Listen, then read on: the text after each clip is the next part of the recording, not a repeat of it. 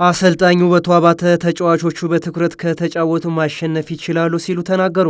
የቀድሞ የዋሊያዎቹ አንጋፋው አሰልጣኝ ውበቱ አባተ የኢትዮጵያ ብሔራዊ ቡድን በመያዝ ቡድኑን ለአፍሪካ ዋንጫና ለቻን አፍሪካ ዋንጫ በማሳለፍ ደማቅ ታሪክ ለመጻፍ ችለዋል። የግብጽ ብሔራዊ ቡድን ከ37 ዓመት በኋላ በማሸነፍ አይረሴ ጊዜንም ለማሳለፍ በቅተዋል። የኢትዮጵያ ብሔራዊ ቡድን ነገ ከግብጽ ብሔራዊ ቡድን ጋር ለሚያደርግ ዓለም ዋንጫ ማጣሪያ ጨዋታ ዙሪያ ከብስራት ቴሌቪዥን ስፖርት ዝግጅት ክፍል ጋር ሰፋ ያለ ቆይታ ያደረጉት የቀድሞ የዋሊያዎቹ አሰልጣኝ ውበቱ አባተ ተጫዋቾቹ በፍጹም የራስ መተማመን ወደ ሜዳ ከገቡና የጨዋታውን ሙሉ ደቂቃ በትኩረት ከተጫወቱ ጨዋታውን የማሸነፍ እድል አላቸው ብለዋል። በብሔራዊ ቡድኑ ላይ ትልቅ ችግር እያመጣ ያለው ጉዳይ እኛ ለራሳችን የምንሰጠው ግምት ያነሰ መሆን ነው። ይህም የተጫዋቾችን ሞራል እየጎዳ ነው። ለዚህም የሚዲያ አካላት ኃላፊነት ሊሰማቸው ይገባል ሲሉ ሀሳባቸውን ሰጥተዋል። አሰልጣኝ ውበቱ አያይዘውም ውጤቱ ምንም ቢሆን ምን ከልጆች ጎን ልንቆም ይገባል። ምክንያቱ ደግሞ ቡድኑ የሂደት ውጤት ነው። ስለዚህ አሰልጣኙም ቢሆን ቡድኑ ከተረከበ ገና 6 ወሩ ነው። ጠንካራ ብሔራዊ ቡድንን ለመፍጠር ከጎን ሆነን ልናግዘው ይገባል ሲሉም ገልጸዋል። አሰልጣኝ ውበቱ በ2014 እሳቸው የያዙትን ቡድን ከአሁኑ ብሔራዊ ቡድን ጋር ሲያነጻጽሩ የያኔው ብሔራዊ ቡድን በሂደት እየዳበረ የመጣና ልጆቹን በሚገባ የተዋህዱ ነበሩ።